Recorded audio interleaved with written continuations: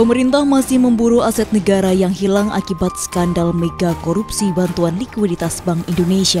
Presiden Joko Widodo membentuk Satgas Penanganan Hak Tagih Negara Dana (BLBI). Kita tidak memberikan toleransi sedikitpun pada pelaku tindak pidana korupsi yang melarikan uang hasil korupsinya ke luar negeri. Korupsi adalah korupsi, tidak bisa diganti dengan nama lain.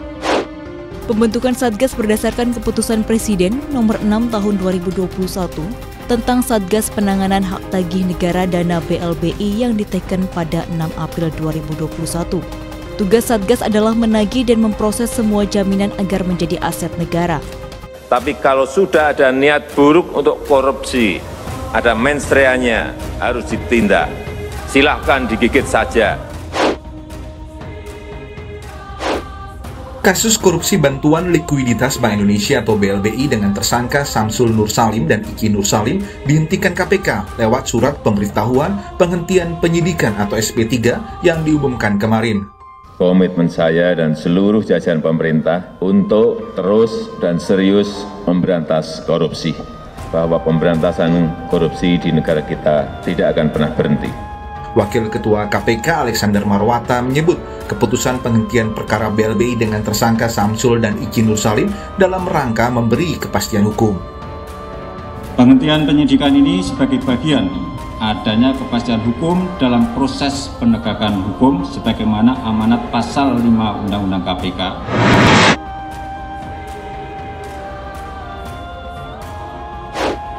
Mahfud menjelaskan Kepres tersebut diisi oleh 5 menteri serta Jaksa Agung ST Burhanuddin dan Kapolri Jenderal Pol Listio Sigit Prabowo sebagai pengarah Satgas. Keputusan Presiden ini terbit setelah Komisi Pemberantasan Korupsi menghentikan penyidikan alias SP3 kasus BLBI dengan tersangka Syamsul Nur Salim dan Ici Nur Salim. Pemerintah akan menagih seluruh aset BLBI yang seharusnya dikembalikan untuk aset negara yang jumlahnya lebih dari 108 triliun rupiah. Takut melakukan korupsi bukan hanya terbangun atas ketakutan terhadap denda dan terhadap penjara. Takut melakukan korupsi juga bisa didasarkan pada ketakutan kepada sanksi sosial, takut dan malu pada keluarga, pada tetangga, dan kepada Allah Subhanahu wa Ta'ala. Syamsul dan Ici Nur Salim sebelumnya dijerat sebagai tersangka karena diduga menjadi pihak yang diperkaya dalam kasus BLBI yang terindikasi merugikan keuangan negara sebesar 4,58 triliun rupiah. Saya mengajak seluruh komponen bangsa untuk menjadi bagian penting dari gerakan budaya anti korupsi ini. Masih tentang skandal bantuan likuiditas Bank Indonesia atau BLBI. Selepas kejutan dari KPK dengan penghentian perkara atau SP3 tersebut, kini Presiden Joko Widodo atau Jokowi menaikkan aturan untuk memburu aset berkaitan BLBI, tapi lembaga anti korupsi itu tidak diajak. Urusan BLBI yang bila dirunut dari tahun 1997-1998 ini kembali mencuat karena benang kusutnya tidak juga terurai. Belakangan malah KPK menerbitkan surat perintah penghentian penyidikan atau SP3 untuk perkara BLBI dengan tersangka Syamsul Nur Salim dan Ici Syamsul Nur Salim. KPK beralasan SP3 itu untuk memberikan kepastian hukum karena penyelenggara negara dalam perkara itu, yaitu Syafruddin Arsyad Temenggung sebagai mantan Ketua Badan Penyihatan Perbankan Nasional atau BPPN telah lebih dulu dilepas Mahkamah Agung. Menurut KPK, oleh karena tidak adanya penyelenggara negara yang menjadi keharusan bagi KPK mengusut perkara korupsi, maka SP3 itu diterbitkan. Usai drama SP3 itu, kini Presiden Jokowi menaikkan keputusan Presiden nomor 6 tahun 2021 tentang Satgas Penanganan Hak Tagih Negara Dana BLBI. Untuk apa? Salinan aturan itu sendiri belum terbuka bagi publik. Namun, Menko Polhukam Mahfud MD sedikit memberikan kisi-kisi. Tanggal 6 April 2021, Presiden mengeluarkan Kepres. Isinya, Kepres yang dimaksud adalah Kepres nomor 6 tahun 2021 tentang Satgas Penanganan Hak Tagih Negara Dana BLBI. Di dalam Kepres tersebut ada 5 menteri ditambah Jaksa Agung dan Kapolri. yang ditugasi mengarahkan Satgas untuk melakukan penagihan dan pemrosesan semua jaminan agar segera jadi aset negara. Ujar Mahfud MD melalui akun Twitternya, seperti dilihat pada Jumat 8 April 2021.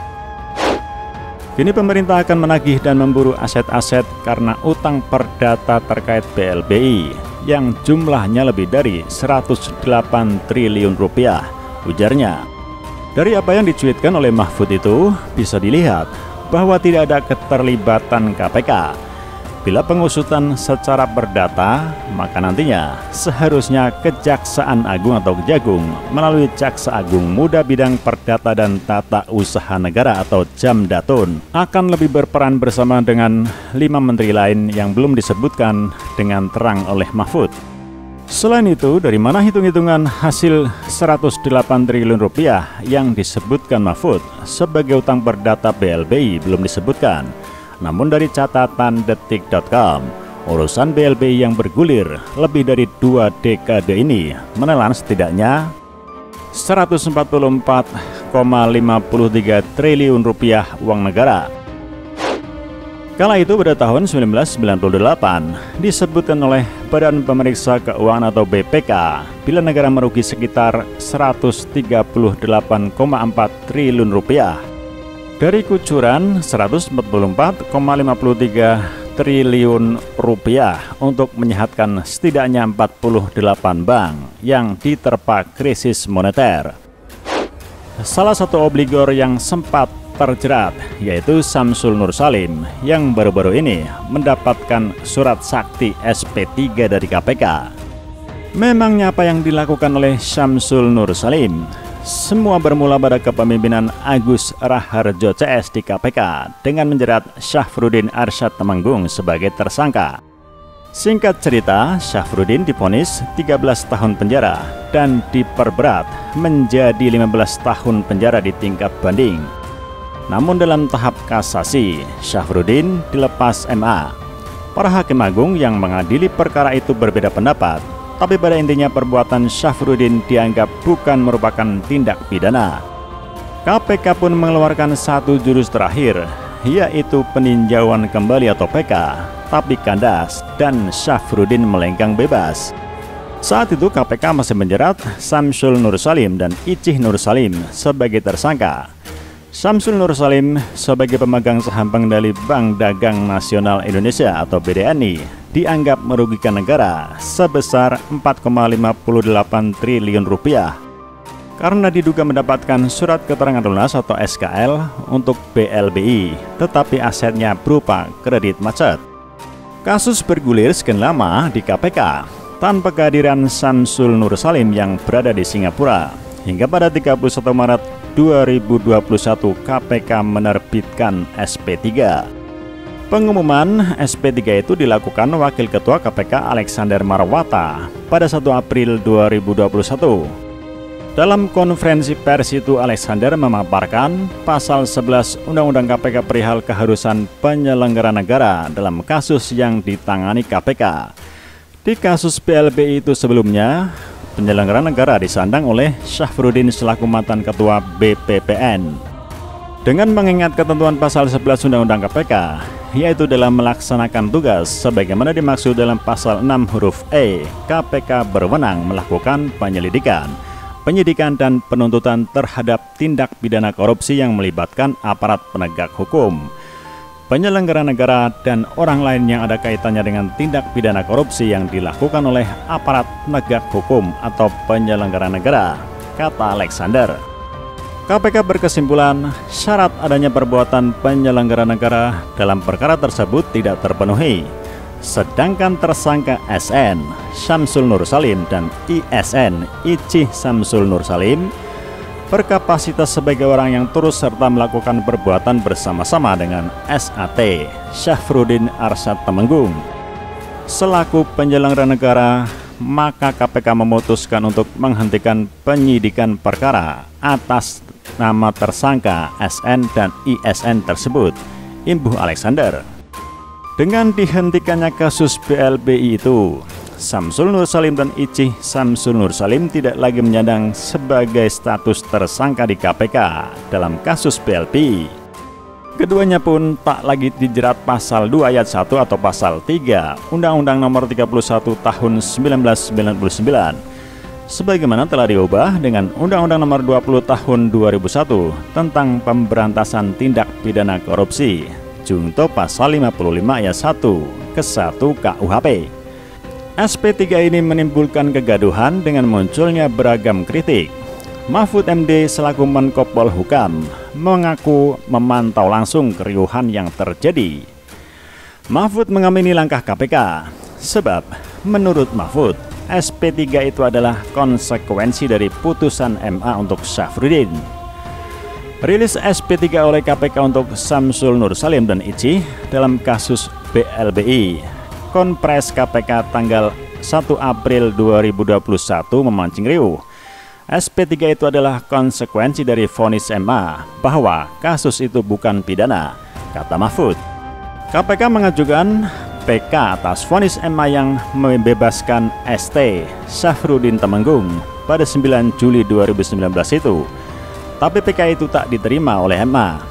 ST bebas dan Samsul N. Ici ikut lepas dari status tersangka karena perkaranya adalah satu paket dengan ST atau dilakukan bersama.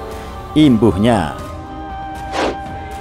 penghentian penyidikan ini sebagai bagian adanya kepastian hukum dalam proses penegakan hukum sebagaimana amanat pasal 5 Undang-Undang KPK, yaitu dalam menjalankan tugas dan wewenangnya KPK berasaskan pada asas kepastian hukum.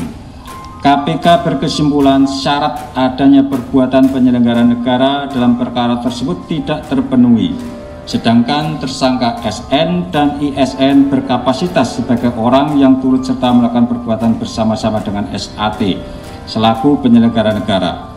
Maka KPK memutuskan untuk menghentikan penyidikan perkara atas nama tersangka SN dan ISN tersebut.